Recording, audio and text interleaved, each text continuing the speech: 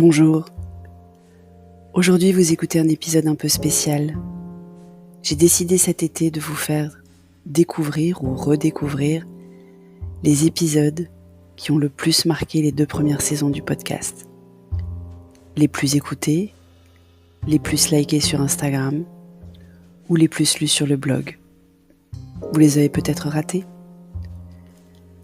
Alors tout cet été, 2 fois par semaine, vous allez pouvoir vous replonger ou vous plonger pour la première fois dans ces épisodes qui me tiennent particulièrement à cœur.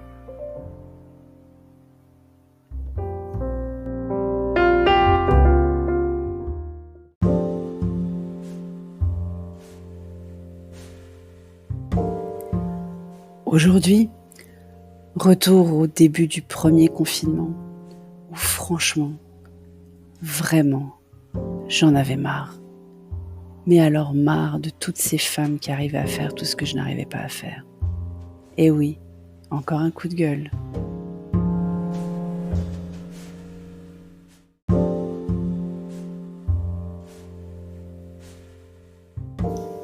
Bonjour, vous écoutez l'épisode 54 du podcast Revue et Corrigée. Cet épisode a d'abord été publié sur mon blog le lundi 20 avril et il s'intitule « Ça suffit ». Bon, là il y en a assez. Assez des injonctions sur l'utilité du confinement. Assez des chaînes d'infos qui nous répètent en boucle les questionnements auxquels nous n'avons aucune réponse. Assez des articles nous présentant des Wonder Woman qui cuisinent bio, mangent léger, font du sport et ont appris le chinois en 3 semaines tout en gérant leurs 4 enfants bien peignés, forts en thème et en maths qui font eux-mêmes leur lit. Ça vous fatigue pas, vous, ces exemples impossibles à suivre ? Je pensais que le confinement pourrait au moins changer ça. Arrêter la dictature du poids, du maquillage, des talons aiguilles, des cheveux blancs qu'on ne saurait voir. Il y en a assez. Donc on doit cuisiner sain malgré la fermeture des marchés. Se garder du temps pour soi. Euphémisme pour dire faire du sport. Les antisports, ça n'existe pas dans la culture populaire. Ou si ça existe, ce sont des anathèmes qui ne devraient pas avoir le droit à la parole. Garder la ligne tout en cuisinant maison. Ne jamais perdre patience avec nos enfants pendant la télé-école. Apprendre une nouvelle chose chaque jour. Prendre des apéros visio avec ses copines. Il faudrait ne pas négliger son couple. Rassurer ses collaborateurs. Participer à des activités bénévoles. Être à 20h aux fenêtres pour applaudir et si on peut jouer d'un instrument, chanter, filmer, c'est quand même mieux. Publier sur Instagram des reproductions à la maison de tableaux célèbres, mais pas trop célèbres, pour bien montrer qu'on est cultivé. Appeler tous les jours ses proches. Se teindre les cheveux à domicile et si possible avec des méthodes de grand-mère faites maison, bonnes pour l'environnement et sans produits chimiques. Garder des mains impeccables. Ne pas rester en jogging.